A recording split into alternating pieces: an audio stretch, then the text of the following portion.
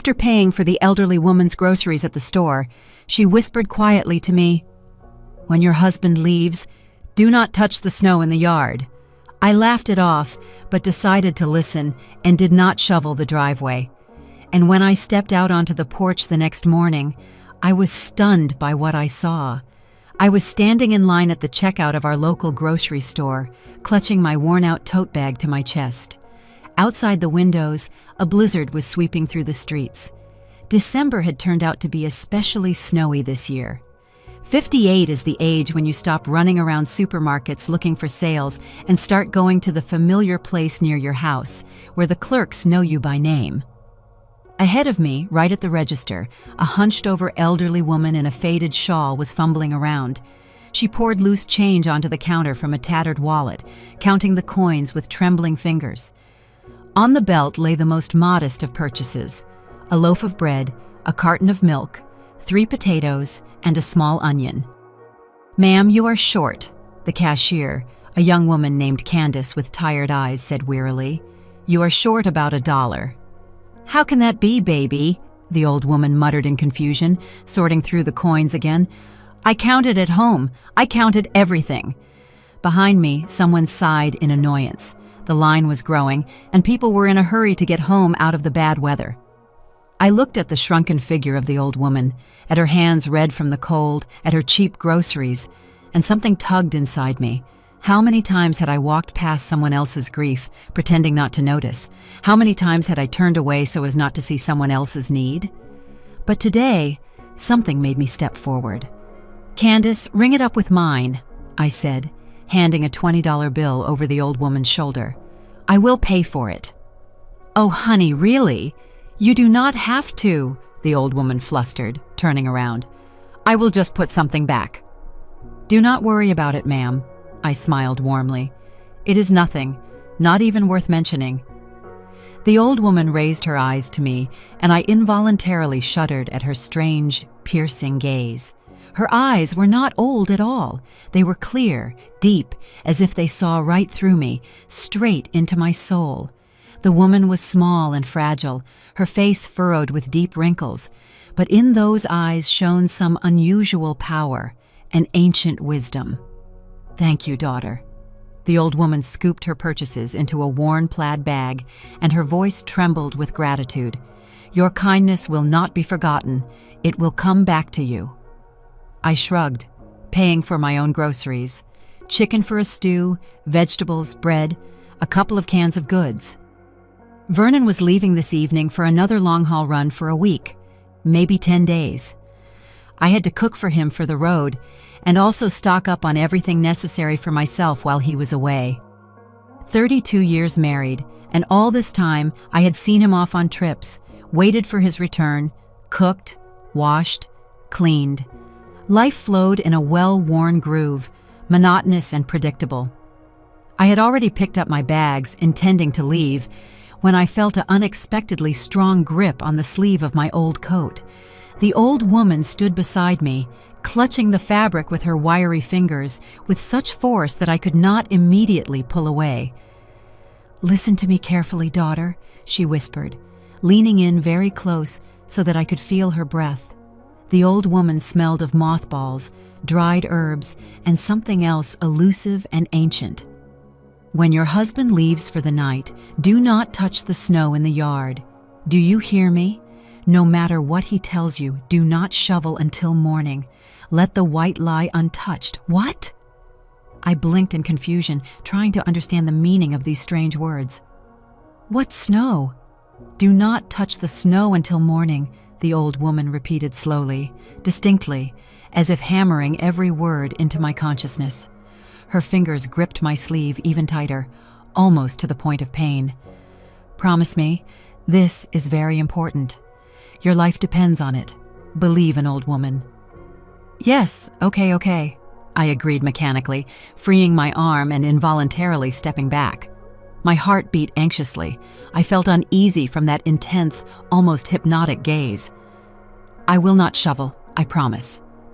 The old woman finally let me go, nodded slowly as if satisfied with the promise, and quickly, surprisingly agile for her age, walked out of the store, dissolving into the snowy whirl beyond the glass doors.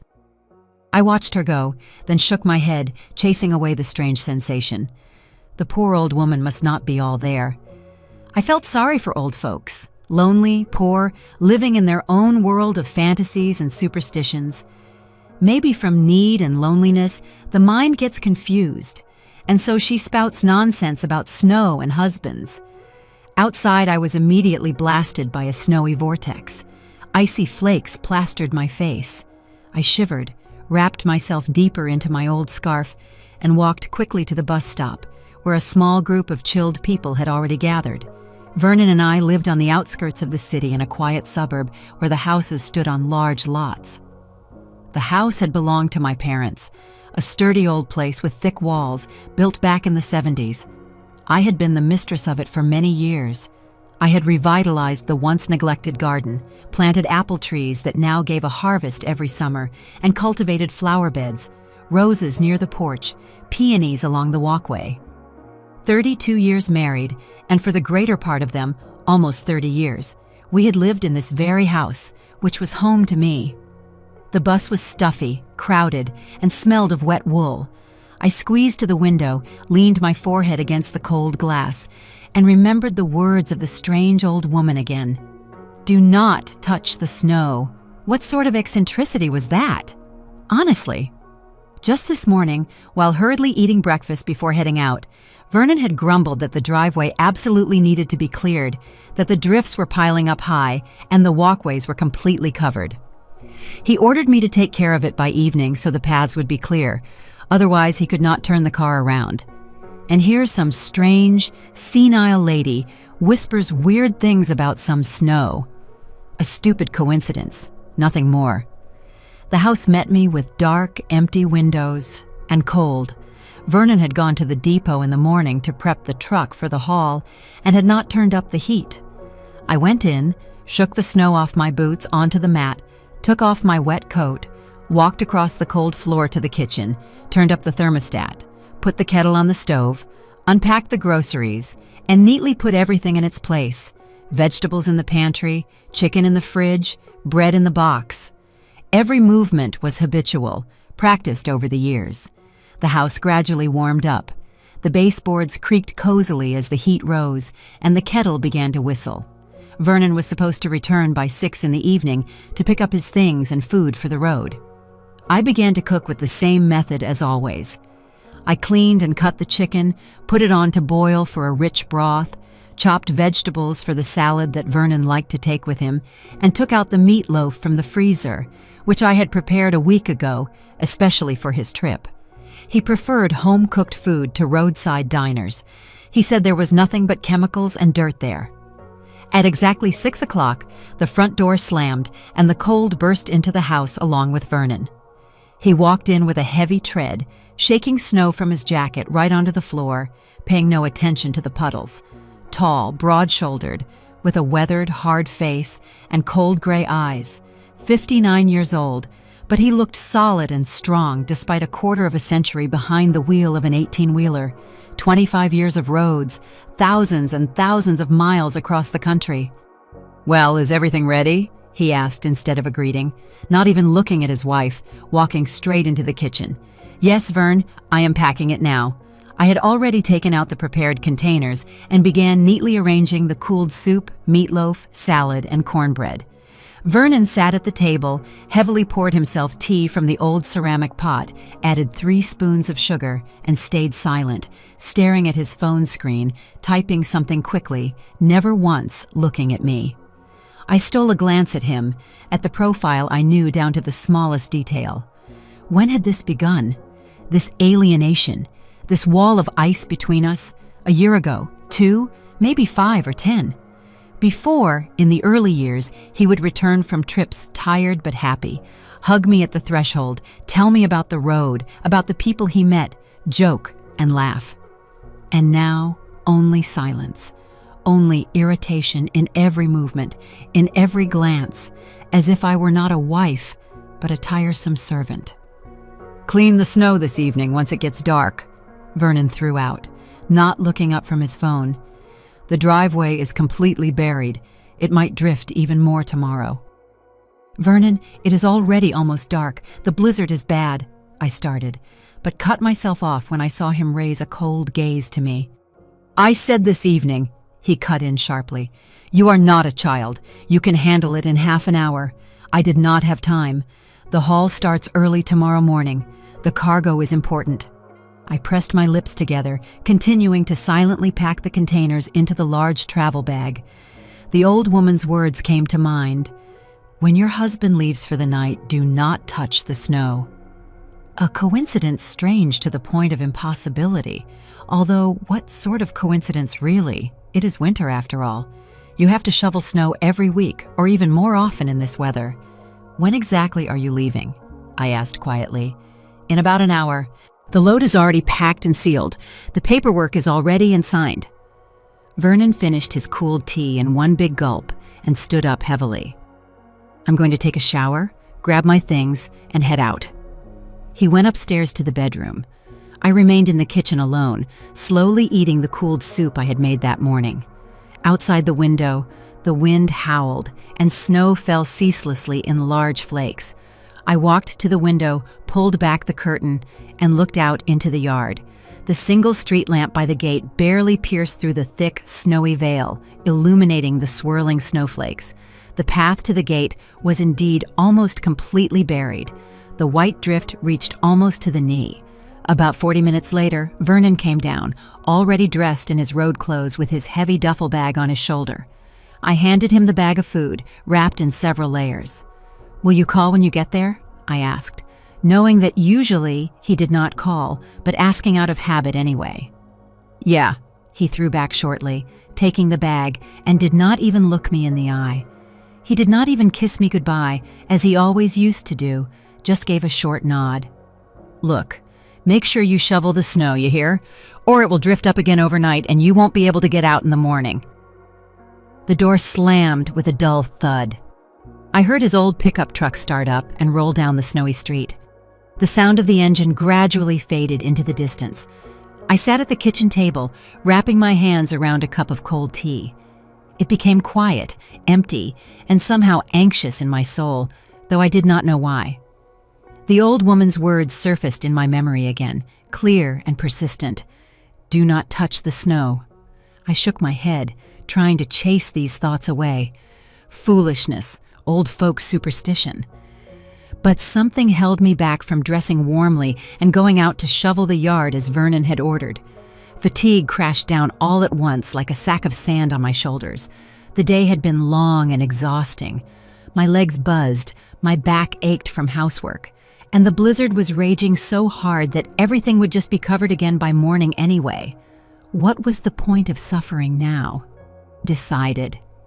I would not go out into this bitter freeze to drag a shovel around. I would deal with it in the morning if it was really necessary. Vernon was already far away. He would not see, would not know.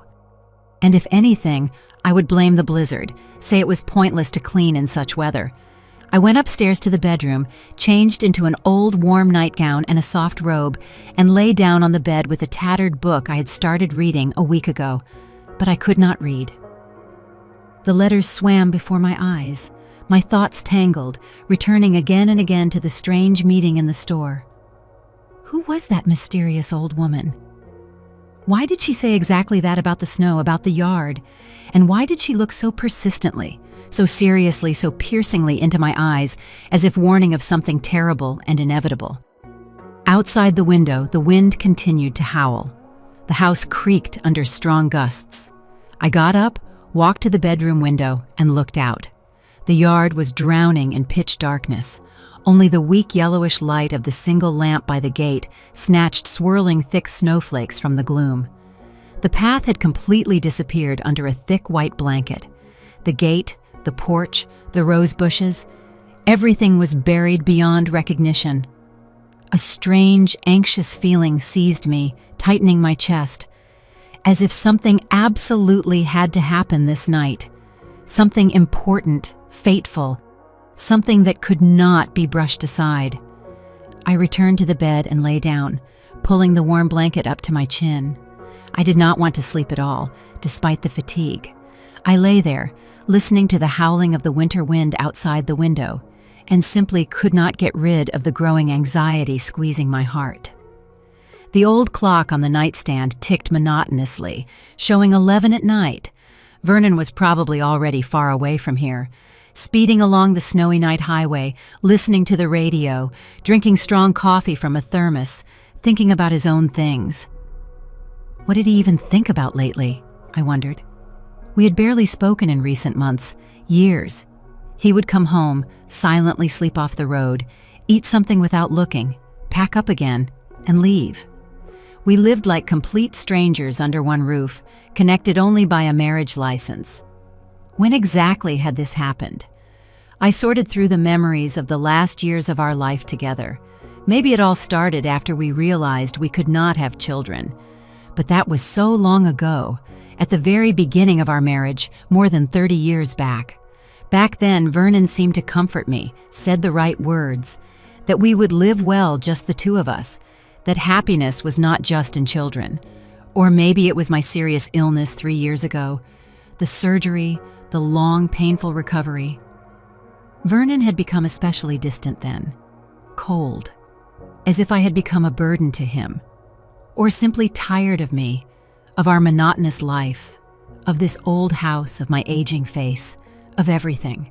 I closed my eyes, trying to chase away the heavy, pressing thoughts. Tomorrow would be a new day. Maybe all of this just seemed this way because of exhaustion and loneliness, winter blues. That is all. I needed to pull myself together, do something useful. When Vernon returned in a week, I would cook something special, something delicious. We would sit down and talk normally, heart to heart. We had not really talked in a long time. Sleep came in snatches, restless and anxious. I would fall into a fitful doze, then wake up sharply from especially strong gusts of wind, from the creaking of window frames. I dreamed of that old woman from the store, her piercing, all-seeing eyes, her dry, gripping fingers on my sleeve. "Do not touch the snow," she repeated in the dream again and again, like a spell. I woke up early, still completely dark. I looked with sleepy eyes at the clock, the beginning of 6 in the morning. Outside the window, it was just starting to lighten a tiny bit. The blizzard had finally stopped completely. The silence was somehow special, dense, ringing. I got up, threw a warm knitted robe over my shoulders, went down to the kitchen, mechanically put the kettle on the stove, lit the burner, walked to the window, and froze, not believing my eyes. The yard was entirely covered in untouched, smooth snow, absolutely white. But from the gate to the house, to the windows of the first floor, led clear, very deep footprints. Men's footprints from heavy, large boots, definitely not Vernon's. I knew his shoes, his size, his walk perfectly well. Completely strange tracks. Someone had come to our house at night, walked around the yard, come close to the windows, while I remained completely alone. I stood by the window, clutching the windowsill with whitened fingers. My heart pounded so hard and fast that it seemed it was about to jump out of my chest. I could not tear my gaze away from the tracks, trying to understand, to comprehend what was happening. Deep, clear prints of heavy boots led from the very gate straight to the house, methodically circling it on 2 sides, stopping at every window of the ground floor, as if someone were carefully studying the house. Someone had walked around my house at night while I slept, completely alone, defenseless. My hands trembled slightly. I stepped back from the window, pressing my palm to my mouth to hold back a frightened sob, fighting to get out. Breathing became difficult. I needed to calm down, pull myself together, think clearly. Maybe it was neighbors for some reason? No, that was impossible. The neighbors on the left, the elderly Petersons, both of them were over 70. Such deep, heavy tracks were definitely not theirs. The lot on the right had been empty for a year. The owners had moved to the city long ago. The house was closed up, and across the street lived only Mrs. Higgins. But why would an elderly woman walk around a stranger's yard in a blizzard at night? I forced myself to walk closer to the glass, peering at the tracks more carefully. They did not go chaotically, not disorderly, but very purposefully, thoughtfully. From the gate straight to the living room windows, then neatly along the wall to the kitchen windows, further to the back of the house where the pantry and the basement entrance were. As if someone were methodically walking the perimeter of the house, carefully looking into every window, studying something, watching, checking. A cold chill ran down my spine. Goosebumps covered my skin. Burglars preparing, looking for what to steal? But they took nothing. They did not even try to break in. The gate was closed on a simple latch. The lock was intact and unharmed. The tracks led only from the gate into the yard and back. That meant the person somehow opened it, walked through calmly, circled the house, then just as calmly closed the gate and left without rushing. The kettle on the stove whistled piercingly, and I shuddered with my whole body at the sudden sharp sound. I turned off the gas with a trembling hand, but did not even think about brewing tea. I had to do something urgently, make a decision, call the police. But what exactly to say? That at night, someone strange walked around the yard but stole absolutely nothing, broke nothing, smashed nothing? I remembered our community officer, Gareth Purnell. I had known him for many years, ever since he came to work in this precinct as a very young man. Now he was over 50, but he still worked diligently. He was known as a conscientious, responsive man you could turn to. I could definitely call him. I quickly went up to the bedroom, dressed hurriedly, pulling on whatever came to hand, warm sweatpants, a thick wool sweater, swapped my slippers for warm winter boots. I took out my cell phone, found the officer's number in my old contacts. My fingers were still trembling nastily as I dialed the number. Officer Purnell, this is Alara Vance from Chestnut Street, House 17. Please excuse me for calling so early, but I have a very strange situation here. Good morning, Mrs. Vance. The officer's familiar, calm, slightly raspy voice came through. What happened? Last night, someone came to my house. They walked around the yard, left tracks in the snow. I was home alone. My husband left for a long haul, and I got really scared. I see. Did anything go missing? Did they break the door? Are the windows intact? No, everything seems whole and in place, but the tracks, they lead right up to the windows from all sides, as if someone was purposely peeking inside or looking for something specific. Gareth Purnell was silent for a few seconds on the other end of the line, thinking, All right, I will come over right now. 20, 30 minutes max. Do not go out of the house for now. Do not trample the tracks under any circumstances, and check all windows and doors thoroughly. Make sure everything is securely locked. Thank you so much, I exhaled with relief. I will wait for you. I put the phone on the table and immediately began checking the house. I looked around with new, wary attention. The house now seemed foreign, hostile, unsafe. Every familiar creak of the floorboards, every rustle outside the window made me flinch nervously and look around. I methodically walked through all the rooms on the first floor, carefully checking the windows. All were tightly closed with latches. Nowhere were there even the slightest signs of an attempted break-in. The front door was locked with 2 turns of the key and the chain. Exactly as I had left it for the night before bed. It seemed everything was in perfect order, but for some reason this did not calm me down at all. On the contrary, it worried me even more. I walked again, as if drawn by a magnet, to the kitchen window, peering at the tracks again. Now, in the brighter morning light, they were visible even more clearly, even more frighteningly. Very large, very deep. The distance between steps was quite wide. Definitely a man. Tall, heavy, large build. He walked leisurely, completely confidently, calmly. He knew exactly what he was doing and why he came. 20 minutes dragged on excruciatingly, unbearably long, like hours.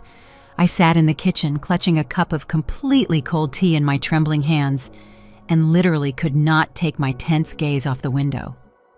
What if this unknown person returns right now? What if he is watching somewhere nearby, waiting for the right moment when I step out or get distracted? Finally, bright headlights hit the window. I jumped up from the chair and looked out, the recognizable cruiser of the officer. Gareth Purnell got out of the car. A tall, heavy-set African-American man, a little over 50, in a uniform winter jacket and a warm hat. I literally ran to the door, threw it open before he could ring the bell. "Officer Purnell, thank you so much for coming so quickly." I stepped aside, letting him into the house. "Oh, think nothing of it, Mrs. Vance. It is my job." He deliberately shook the stuck snow off his heavy boots, walking after me into the kitchen. His experienced gaze immediately caught the window, the view of the yard. "Show me exactly where the tracks are." We went out together onto the cold porch. The frosty, prickly air painfully burned my flushed face and lungs. Officer Purnell slowly, thoroughly descended the creaking wooden steps, carefully examining the snowy yard. He walked right up to the tracks, carefully squatted down, examining each print for a long time. "Boots, size 12, maybe even 13, he muttered thoughtfully to himself, clearly estimating. "Deep tread sole, looks like work boots or combat boots, coming from the gate." He slowly traced the entire chain of tracks with an attentive gaze from beginning to end, straight to the living room windows, then methodically along the entire wall of the house to the back, then back the same way to the gate. Very strange. Who could it even be? I hugged myself tightly, wrapping up in the old jacket I had hastily thrown over my shoulders, shivering not only from the cold. "That is indeed a very good and important question." Gareth heavily rose from his squat, brushing snow off his knees. "Tell me, Mrs. Vance, do you have any serious conflicts with neighbors? Maybe someone took offense at something, holds a grudge?" "No, what do you mean? We speak absolutely normally with all the neighbors. We live quietly, peacefully. We do not bother anyone. We do not quarrel with anyone." "And your husband, when exactly did he leave for his trip?" "Yesterday evening, around 7 o'clock. He left for a long haul, at least for a week, maybe even longer." The officer slowly nodded, recording something intently in a small battered notebook. "That means this person knew for sure that you remained in the house completely alone. Very interesting and concerning. Opened the gate carefully, walked through calmly, then just as carefully closed the gate back and left. Did not hurry at all, behaved confidently." "Officer, what do you think he was doing here at all? Why come at night, walk around the house?" "That is exactly what we have to find out." The officer looked at me with a very serious, heavy gaze. "There are several possible options. Maybe he was scoping out what exactly is valuable in the house, preparing for a robbery. Maybe he was checking thoroughly to see if anyone lives in the house, if it is empty. Or maybe—" He significantly did not finish, but I understood perfectly well without words. Maybe this person was preparing for something much worse than a simple robbery, for an attack, for violence. "Do any of your neighbors have security cameras installed?" Purnell asked in a businesslike manner, looking around at the neighboring houses. I thought tensely, remembering. Mrs. Higgins across the street seems to have a camera. She installed a system last year after the Petersons' garage got broken into. "Excellent! That can help a lot." "Let us go to her right now, ask to see the footage. Possibly the camera captured who exactly came, what car they arrived in." We quickly walked out the gate, crossed the empty, snowy road. Mrs. Higgins's house stood directly opposite. Neat, well-kept, painted a pleasant light blue with nice wooden shutters. I rang the doorbell at the gate. About a minute and a half later, the front door of the house swung open. The hostess herself appeared on the porch, a plump, good-natured woman of about 70, in a bright floral housecoat, with gray hair neatly gathered in a small bun at the back of her head. "Elara, honey, what happened? Is something wrong?" Mrs. Higgins squinted anxiously, looking with curiosity at the officer standing nearby. "Mrs. Higgins, hello. You see, someone strange walked in my yard last night. There are clear tracks left in the snow. Officer Purnell came to sort it out. Can we look at the recording from your security camera? Maybe something important is visible on it." "Oh, Lord have mercy." The neighbor threw up her hands sincerely. Someone strange walked around at night? And you were alone? Vernon is on a long haul. My God, how scary. Yes, come in quickly. Of course, come in. We will definitely look. We walked inside the cozy house into a small but very clean and tidy living room, densely packed with old, sturdy furniture made of dark wood. A modern flat-screen TV hung on the wall, and beneath it stood a black box for the video recorder with blinking green and red lights. Mrs. Higgins fussily, a little confusedly, turned on the TV, fiddling for a long time with several remotes. Here, it seems to be working and showing. Officer Purnell, you figure out this technology yourself because I do not understand it very well. My grandson set it up.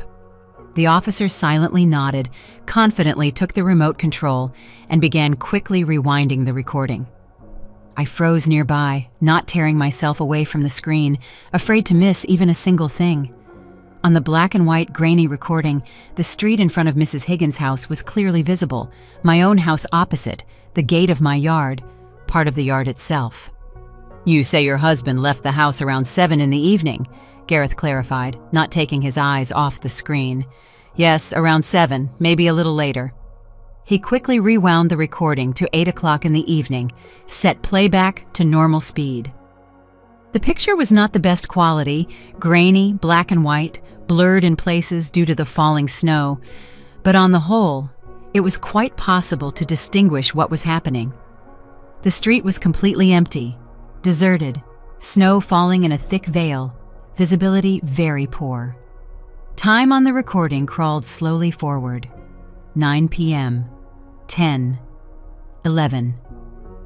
Here, look closely, right here. Purnell poked a thick finger intensely right at the screen, 1:45 midnight. On the deserted street, an unfamiliar car unexpectedly appeared, a regular dark sedan. Slowly, leisurely drove up, neatly stopped right opposite my house. A tall man in a dark, bulky jacket and a knit cap pulled low over his forehead got out of the car leisurely. It was absolutely impossible to make out a face on such a recording. He calmly looked around, as if checking if there were witnesses, then confidently opened my gate and disappeared behind it, dissolving into the darkness. "Lord have mercy," I whispered, feeling my insides turn traitorously cold, my legs going weak. About 10 minutes later, maybe 12, the man appeared in the frame. He walked out of my yard again completely calmly, just as methodically closed the gate behind him on the latch, got into his car, and slowly, without rushing, drove away, disappearing around the bend. "Pause," Officer Purnell commanded shortly, hitting the button. He rewound a little bit back, froze the image at the moment when the car was visible best of all. Here is the license plate. Hard to see because of the snow and darkness, but I think we can try to make out a few numbers. And here on the side door of the car, that is a logo of some company, writing. I squinted, staring intensely at the blurred, fuzzy image on the screen. On the side of the car, there was indeed something light painted, some large inscription, an emblem. "Looks very much like a company car," the officer muttered thoughtfully. "Definitely not a private owner. Some organization, a serious firm, or maybe it is appraisers from a real estate agency." Mrs. Higgins suddenly piped up. She had been standing nearby all this time, watching intently, pressing both hands to her ample chest. "But from a realtor agency?" I turned sharply to the neighbor, not understanding. "What appraisers, Maria? Why appraisers at all?" "Well, I do not know exactly. Maybe someone is planning to sell the house, doing an appraisal."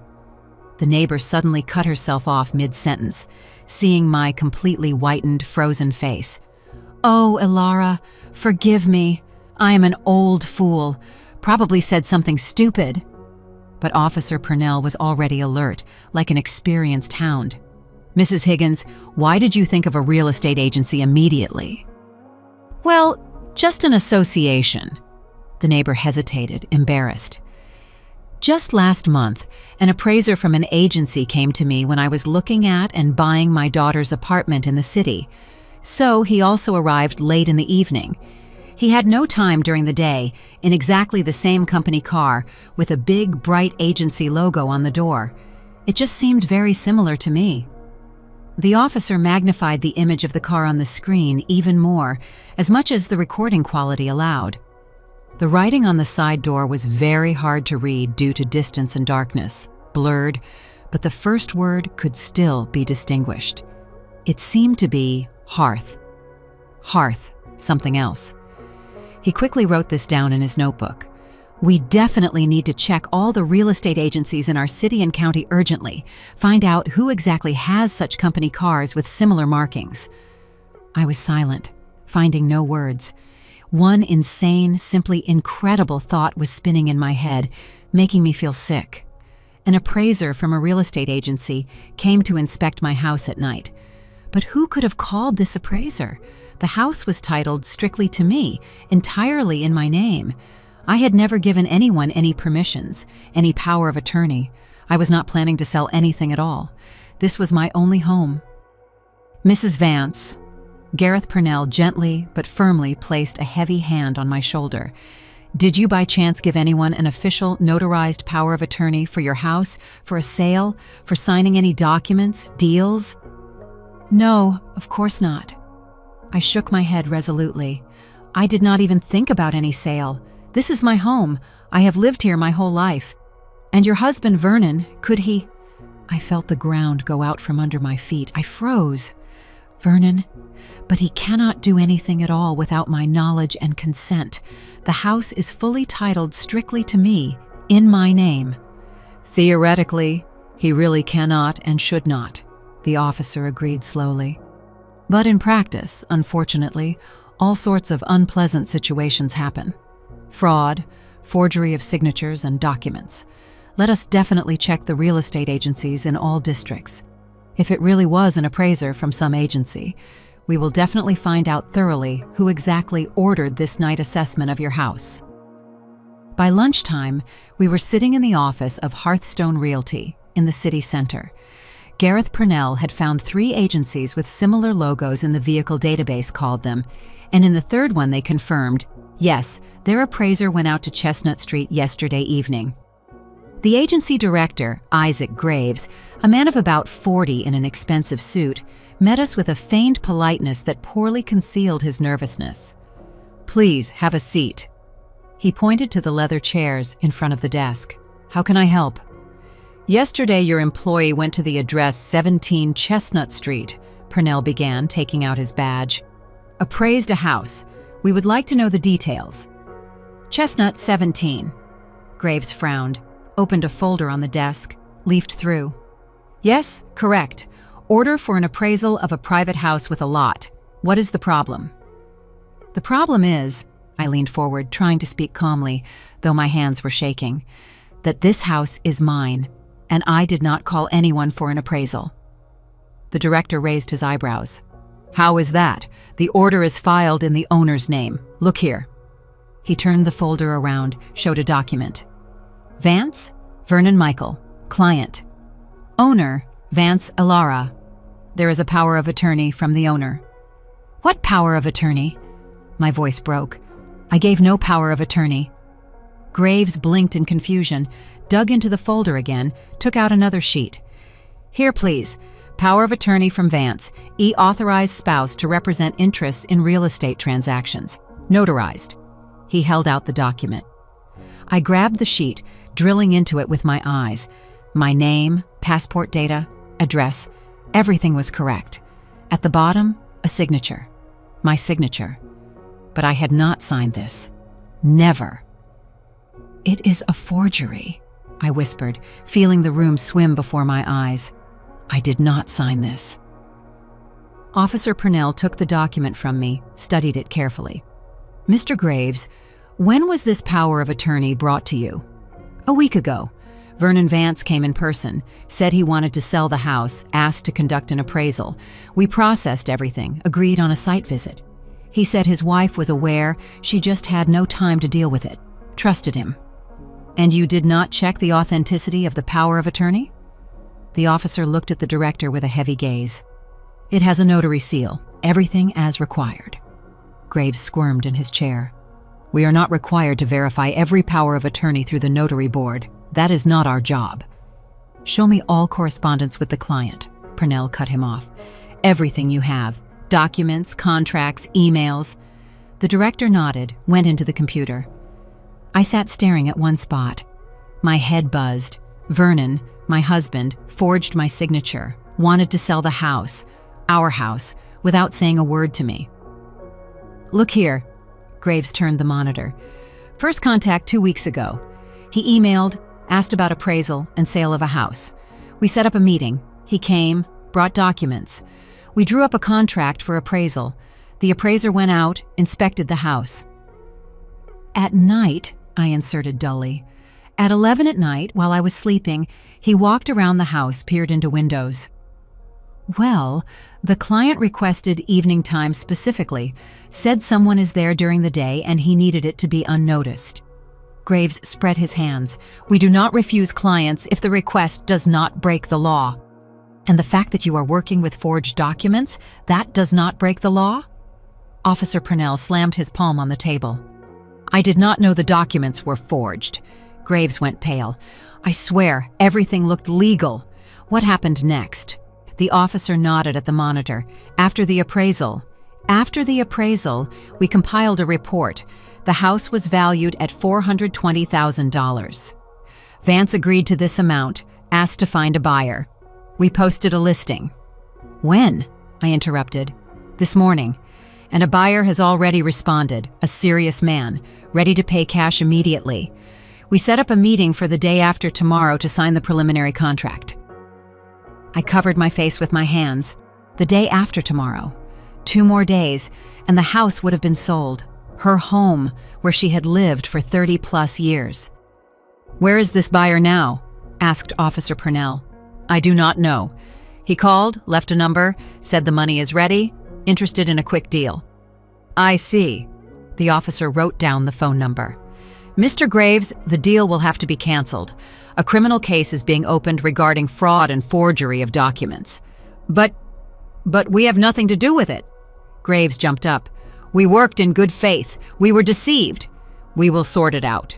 For now, give me all documents, copies of correspondence, and your appraiser's contact info. Half an hour later, we walked out of the agency. I walked like I was in a dream, not feeling my feet. Gareth supported me by the elbow. Mrs. Vance, you need to sit down. There is a diner over there. Let us go in. We sat at a table by the window. The officer ordered me tea with sugar, coffee for himself. I wrapped my hands around the hot cup but could not get warm. The cold was inside, icy, piercing. Why? I whispered. Why would he do that? Purnell sighed, sipped his coffee. Money, Mrs. Vance. $400,000 is no small sum. Apparently he needed it urgently or decided to start a new life. It happens. But this is betrayal. We have been together so many years, 32 years. I have seen all kinds of things over the years. The officer shook his head. People change or just show their true face. I took a sip of tea. The hot, sweet liquid revived me a little, cleared my thoughts. What do I do now? Now we will go to the station. You will write a statement. I already called. They will open a file. We will summon your husband for questioning. We will order handwriting analysis on the signature. Check the notary. If we prove forgery, and we will prove it, he faces prison time, fraud on a large scale. Prison, I repeated. It was strange to hear. My husband, with whom I had lived half my life, could go to prison. And the house? Will it stay mine? Of course, the deal is invalid. The documents are fake. The house is yours and no one will take it away. I nodded. We spent several hours at the police station. I wrote a statement, explained, answered questions. Officer Purnell described the footprints in detail, the camera recording, the agency. The detective, a young woman with a tired face, wrote everything down, nodded. We will summon your husband with a subpoena, she said at the end. When does he return from his trip? He should be back in a week, but I can call him, tell him to come back sooner. No, the detective shook her head. Do not warn him. Let him think everything is going according to plan. It will be simpler to detain him that way. I agreed, walked out onto the street. It was already getting dark. Winter, December, short days. Gareth walked me to the bus. "You hold on," he said in parting. "I know it is hard right now, but you did the right thing. You cannot let things like this slide." "Thank you." I shook his hand. "If not for you, come on, it is my job." He waved his hand. "You should say thank you to that old lady who warned you about the snow. Miracles, honestly." I sat on the bus, leaned my forehead against the cold glass. The old lady. How did she know? I remembered her eyes, piercing, seeing right through, her dry fingers on my sleeve, her words. "When your husband leaves, do not touch the snow." If I had shoveled the snow in the evening, as Vernon ordered, the tracks would not have been visible. I would never have known that someone came, and in the morning, new snow would have fallen, and everything would have been covered.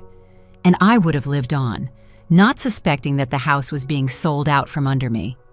And in 2 days, Vernon would have come or called, said the house was sold, or maybe said nothing at all, and simply disappeared with the money. And what could I have done? Proving something would have been almost impossible if the deal had already gone through. At home, I took off my coat, went into the kitchen, sat by the window, looked at the yard, at the tracks which were now slightly covered by new snow. I should have eaten something, but I did not want to. I felt sick from the thoughts, from the betrayal, from how easily Vernon had decided to deceive me. 32 years. I cooked for him, washed, waited for him from trips. When he was sick, I was there, but coldly, so distantly. I thought that was just his character, that work had worn him out. But he was simply waiting for the moment to get rid of me, sell the house, take the money, start a new life. Maybe he had had someone for a long time, another woman, young, beautiful, and he dreamed of running away to her, and his wife was in the way. Tears rolled down my cheeks. I did not hold them back, sat and cried, looking into the darkness outside the window, cried not for my husband, for myself, for the lost years, for the fact that life had passed with a man who turned out to be a stranger in the end, that at 58, I was left alone, with a broken heart and betrayal in my memory. The phone rang. "Vernon," lit up on the screen. I looked at the call for a long time, then declined it. A minute later, a text came. "How are things? Got here fine. Talk tomorrow." Dry, short, as always. I did not answer. The night passed without sleep. I lay in bed, staring at the ceiling, sorting through everything that had been between us, searching for the moment when everything broke. Or had it been broken from the start? Maybe he never loved me. Married for convenience, needed a house, a mistress of the house. And now decided that was enough, time to take what he could and leave. In the morning, I got up, shattered, with swollen eyes, looked in the mirror, a stranger's face. Gray strands in my hair, wrinkles, fatigue, old, ugly. Maybe that is why he decided to get rid of me? No, enough. I straightened up, looking at my reflection. Enough pitying myself and making excuses for him. He is a criminal. He wanted to rob me, leave me on the street, and I will not let him do that. I got dressed, went down to the kitchen, made breakfast, forced myself to eat, then took out the phone, called the lawyer Vernon had once hired for paperwork, explained the situation, asked for help with a divorce. "Come in tomorrow. We will draw everything up," the lawyer said. "And you are doing the right thing, doing it immediately. Things like this cannot be forgiven." I hung up. Divorce. A strange word. I never thought I would say it. It always seemed that Vernon and I would be together to the end, like his parents, like my parents, for life. But it turned out simply until the moment he got bored. 2 days later, Gareth Purnell called. "Mrs. Vance, your husband returned. We detained him this morning when he arrived at the depot. Interrogation is underway. Do you want to be present?" "No," I answered firmly. "I do not want to see him." "Understood. Then I will tell you the main thing. He confessed to everything, says he got into debt, slot machines, lost a large sum, creditors were threatening, decided to sell the house, Thought you wouldn't find out until it was too late. And what now? The case is going to court. Taking into account the confession and the fact that the deal did not go through, he will likely get probation or a short real term, plus compensation to you for moral damages. Okay, thank you. I hung up. Slot machines, debts. So it wasn't about another woman, not about me getting old and ugly. Just money, just gambling and stupidity. For some reason, that did not make it easier. Maybe another woman would have even been better, at least some human explanation. But this way, he just sold our life for debts. Spring came unexpectedly early. At the end of March, the snow melted in a few days, exposing the blackened earth and the first green shoots of grass.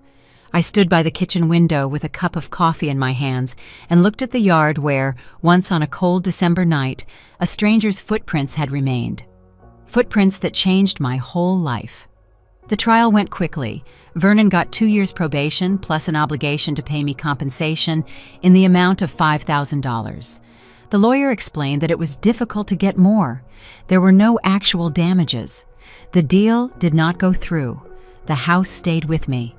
Vernon paid the money immediately.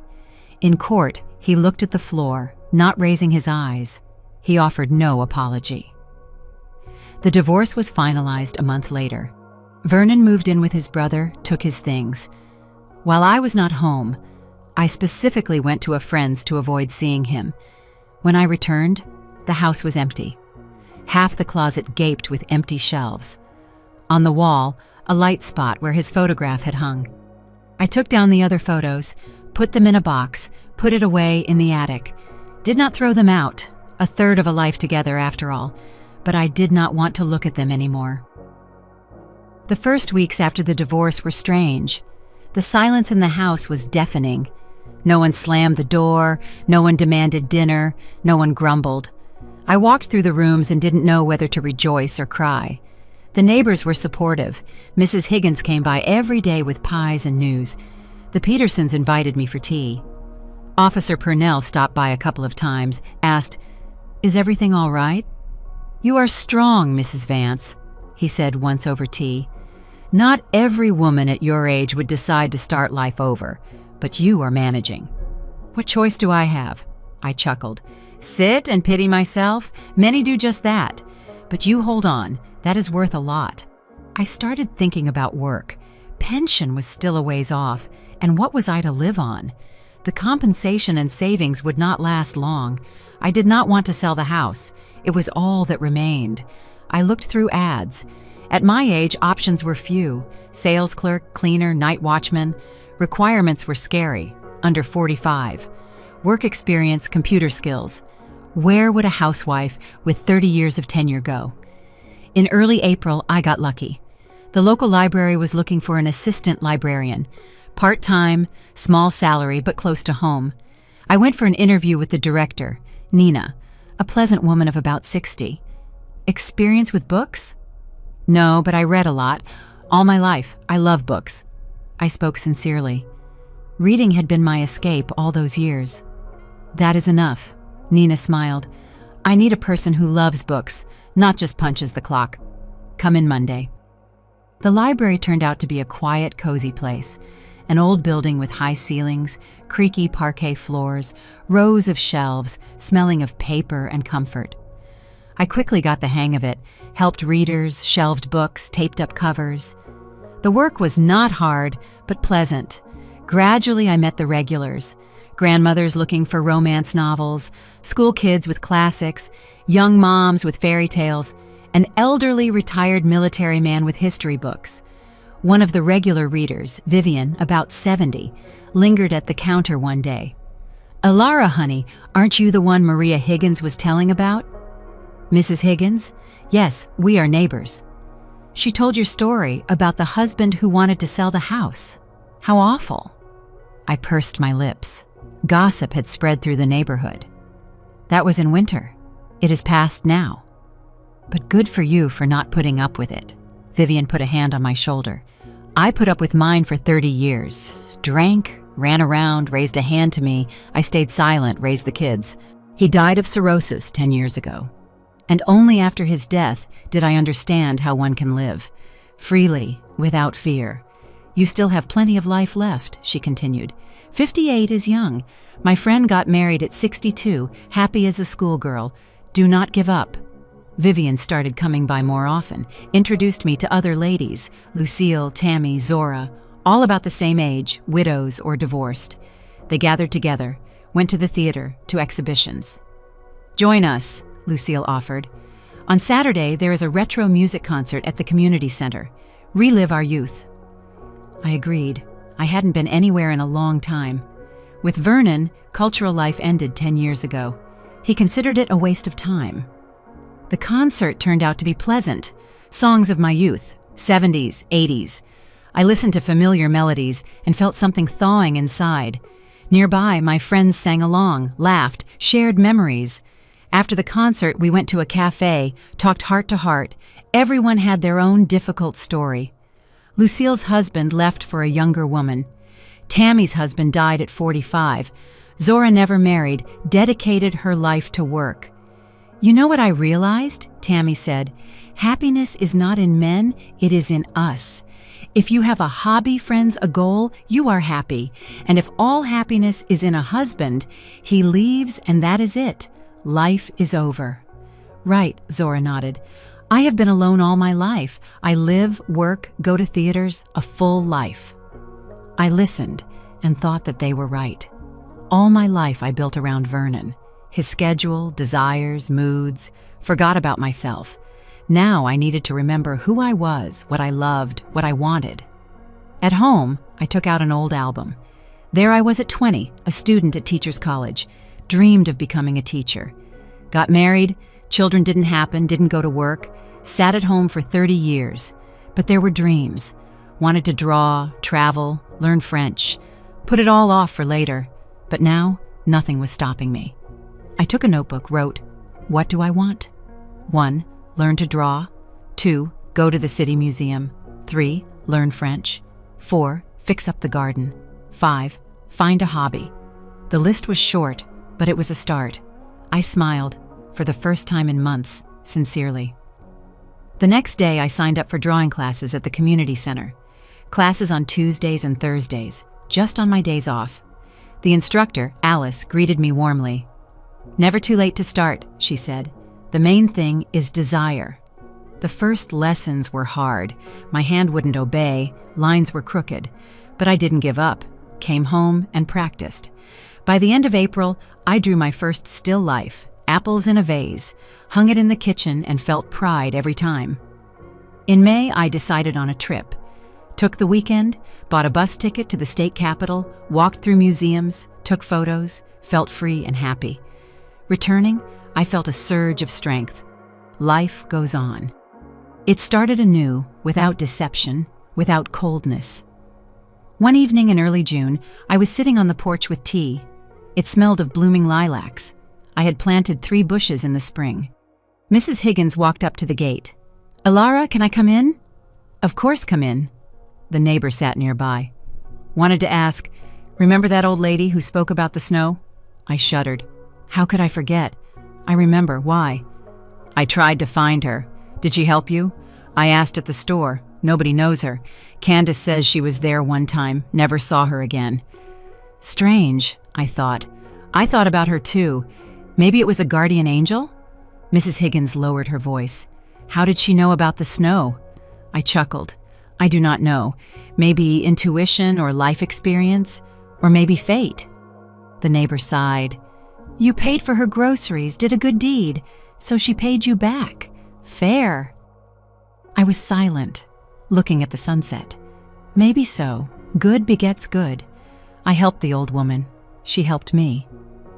You know, Maria, I said quietly, I am grateful to her.